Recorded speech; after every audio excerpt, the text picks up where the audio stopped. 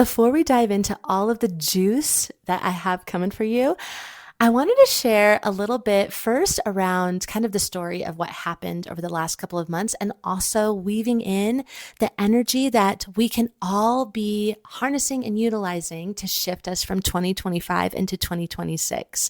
So let's actually start there. So 2025 into 2026.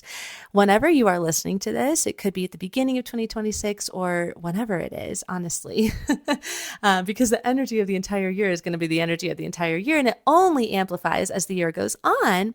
The energy of this year, which I think is so powerful and interesting, is if we look at it, let's say from the Chinese, I think it's the Chinese zodiac, it is the year of the horse.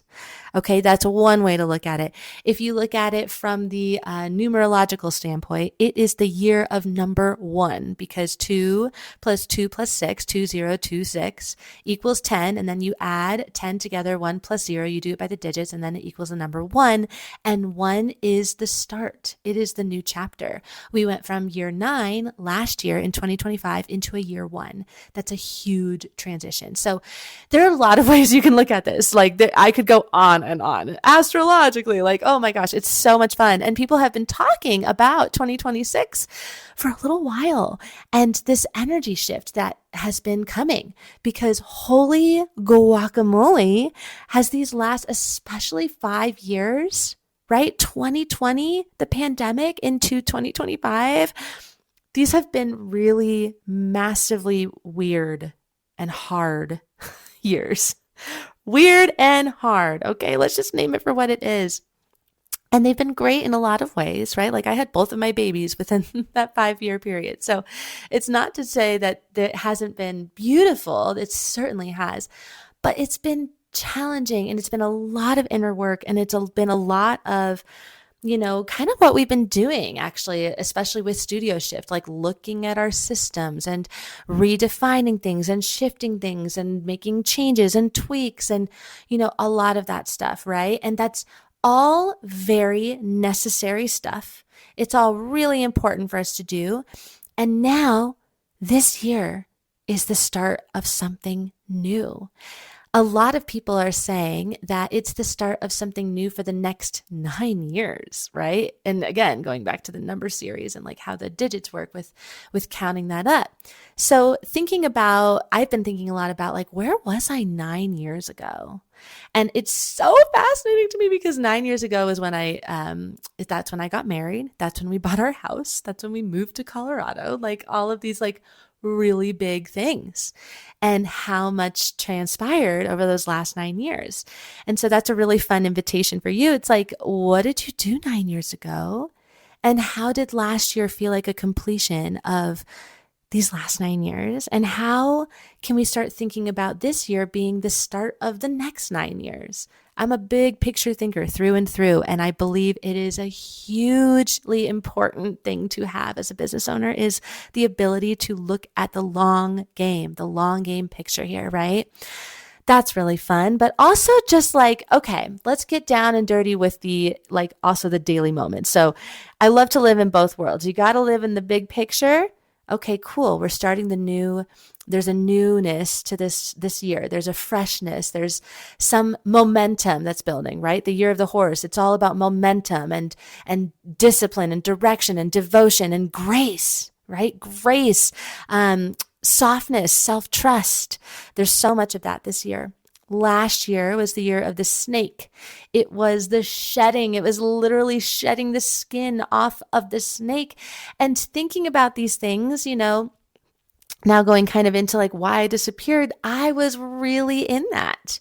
Like I was looking at every single thing, and especially asking myself what I needed to do to be present with these 2 human beings that I have added to my life.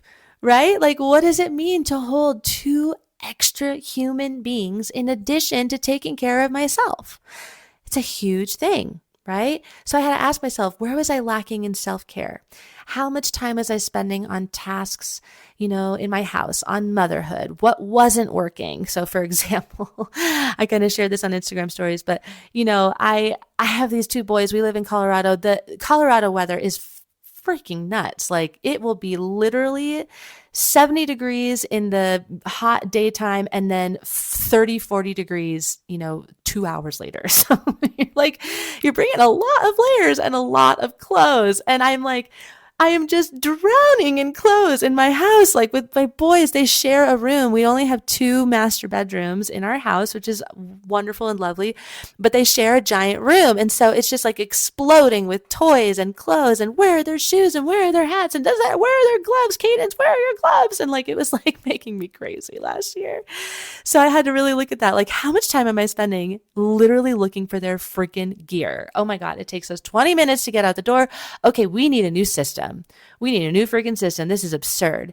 So we redid our entryway. And and when I say we, I mean I did, because that's what I do. Virgo mom over here made, all the buckets with the different hats in this bucket and the shoes in this bucket. Okay, the coats are going to go down here. Kids are going to go at the eye level. Adults are going to go at the higher level. And I had to rearrange the whole thing. And now it takes us no time to get out the door, right? And so that was last year. There was so much of that last year of really, really looking at the microscopic moments of my daily life and asking myself, where was I lacking? And what do I need more of? And what do I need to really do to create a new ideal lifestyle that now includes these 2 human beings? Because my ideal life that I've had for the last 15 years is, okay, maybe not 15 years, 10 years? I don't know, something along those lines, but for a really long time, it is not the same. And it took me all of 2025 to even grieve that process that oh my goodness, my life ends, quote unquote, not ends, but it shifts gears dramatically. And I have to become a mother at 3:00 every day until I think they're out of the house, right? So that's a big shift. And if you're a mom and you have kids who are school age, you understand that. That is such an interesting experience and how you view your time, right? And what you do with your time. And this mama's got a lot of big goals and things to do. And so I'm not going to just willy-wally in my time. I'm going to figure it out, right? So that was really what I did last year. And that's why I disappeared for a little bit. And when I say disappeared, I mean I got off of the Voicepreneur podcast. I just wasn't as active in general. I actually, which was really surprising to me, I stopped doing one-on-ones. I just needed a little break from it all. Again, to kind of get down and dirty with a lot of other things going on in my life. I needed to be present with my choir. That was a huge part of 2025 and it grew massively. And I'm excited to talk more about that.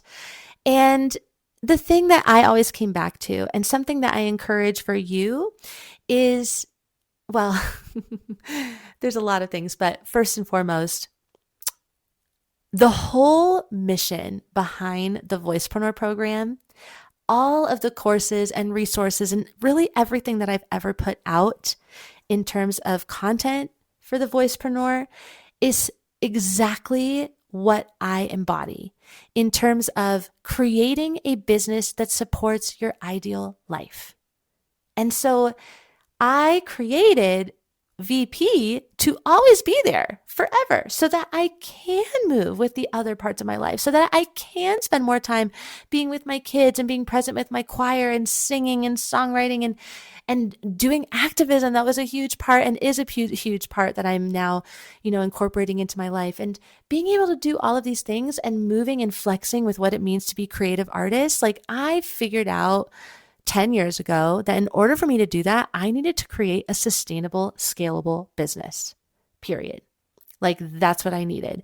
And that's why I teach what I teach inside of VP. I embody it myself, right? And that's why I want you to do it too. And I can't emphasize enough just how freeing it is to be able to take breaks, to be able to do crazy things like stop one-on-ones because you have a membership, right? And the membership can keep you afloat or whatever it is, right? And so I just wanted to share that because it's just as a reflection, I didn't give myself shit at all last year. I was like, this is what we're doing. Okay, great. Perfect. That's exactly what it's meant to be. And now I'm really excited and primed and ready for this year. And I'm so excited to I'm just so excited to be back here with you in this space. I'm excited to share all these other insights with you because there's some really great things that I think we can all practice in terms of moving with this year, the energy of this year, right? Going back to the horse and momentum, passion, and devotion, really seeing the fruit of our labor. We're really staying committed to what we came here to do and doing it in a way where we just don't care anymore. We just don't care anymore.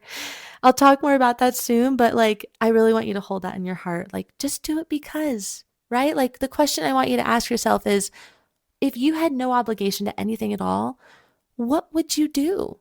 How would you spend your time? How would you creatively express yourself? Oh, all right. I can't wait for more.